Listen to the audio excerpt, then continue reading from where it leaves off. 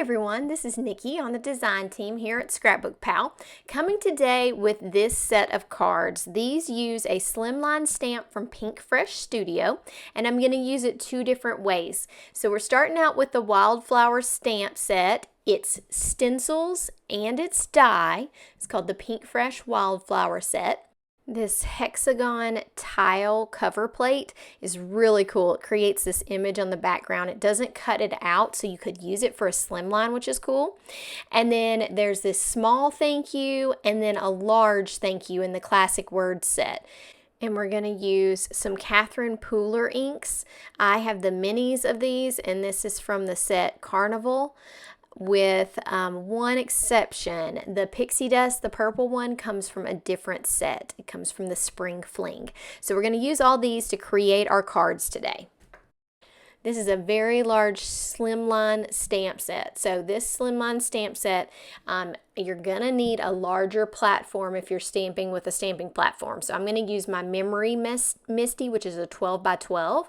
And I like to go ahead and die cut the image before I stamp it when it's something very large like this, so I can make sure that it lines up correctly. So what's really nice about these slimline stamps is that they take up a whole slimline card. So if you're wanting to make that size card, it really gives you a quick, easy way to take care of the entire front of the card, which I love about it.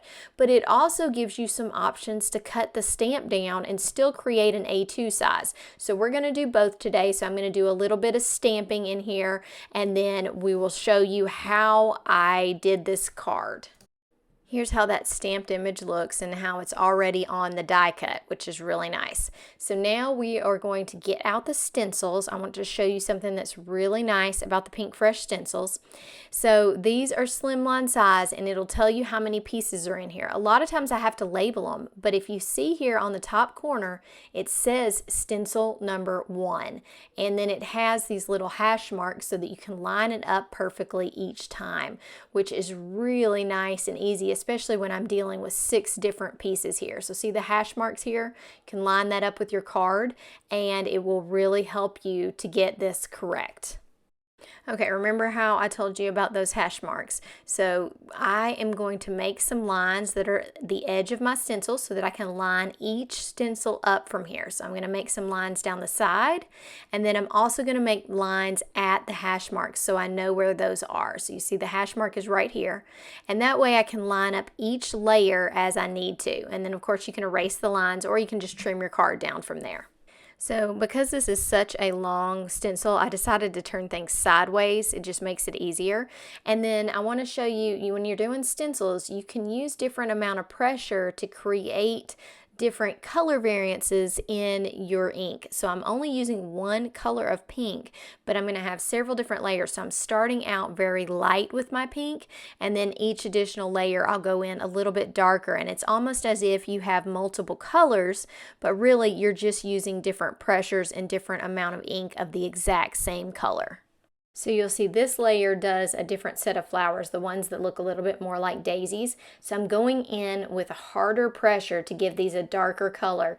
So I want to show you when I lift up this stencil, you can tell they're the same color, but they're different in their strength. So see how I made the daisies a little bit darker there? So you just got lots of options. This one is just a yellow layer, so I'm going to skip ahead to the leaves. For the leaves, I'm doing the same thing. I'm keeping it very light on my first layer, and then I'm going to come back with that exact same color, and I'm going to add some darker details with the next stencil. So this one is a teal color. We're using basically a teal and kind of a coral color on this color on this stamp, and then on my next image I'm going to use a little bit more variety of colors so that we can create just a little bit of difference in our cards. So now I'm adding that darker layer. So I'm just doing a lot more pressure with this layer. I'm still kind of tapping it off so I don't get it just like the marks of my brush on there, but I made it a lot darker. I'll show you what it looks like when I peel it off. All right, here it goes. So you can see there's a variance in that. Now all I've got to add are these little bitty details of my pink flowers. So I'm just going to make those a little darker, and then I'm going to show you what we do with this card. Okay, so here's the up close of that stenciling. Now we're going to make this one into an A2 card. So I took that Hexagon tile and I ran it through the die cutter, and then I had to use a paper trimmer because that one does not cut, and cut this down to the size that I wanted. And I wanted to cut it down so that I can also have a backer. When you look at this die cut, you'll see it has almost like an S curve to it. And so what made me think about this was I thought, ooh, you could do like 2 half circles and cut this down and create an A2 card. So I just kind of look at where my curves were and I cut my die. Not cut my die, I guess cut my die cut. I think this curve would also work well for creating a wreath. If you did maybe 2 sets of the die cut and then cut them into 4 pieces, I feel like you could create a really cool wreath as well. So it's a very versatile stamp set for sure. So I'm going to cut this, and then I'm going to create my 2 half circles and put this card together. So I play with these flowers and how I want the curve to look, and just trying to make it symmetrical. And then I'm going to add this thank you from the classic word set in black and white, and we'll put the card together. Here's the A2 version of the card. So since we've already gone through the stenciling on the previous card, I'm going to do this one like a highlight reel and take you through the colors. So now I'm adding pixie dust, then Mardi Gras. Okay, so that's done. Now I've taken that hexagon tile die, and like I said, it does not cut out an A2 size piece even though it's an A2 size die. So I lined it up twice and created, see how there's no borders that cut? So I just lined it up twice on the piece of paper that I was going to use, and it works for a slimline, which is really a great idea. I really love it. So now I've added a couple of pieces of this die cut to the back to give it a little bit of height, just some white pieces of scrap paper. And I'm going to glue it onto this card. This card is really easy because you've got the whole front of the card really already covered. So that makes this pretty easy. So I'm going to glue this down. I'm going to add thank you. This is a small thank you. And I'm going to add it in black, and I'm going to put it on some vellum as its shadow because it comes with a shadow die. So I've added the thank you here, and now I'm going to place lots of little clear sequins just around my flower. I just think it looks really cute.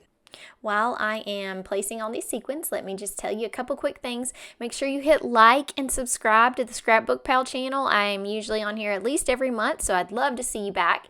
And I will show you some final pictures of this card. It turned out so great, and I really did get a pretty quick card out of this stenciling. I got 2 different options, so I really love that you can use this slimline on a smaller size card, and I'm loving that hexagon tile die as well. Thanks so much for watching. I hope you enjoyed this video, and I hope you have a great day. Happy crafting. Bye.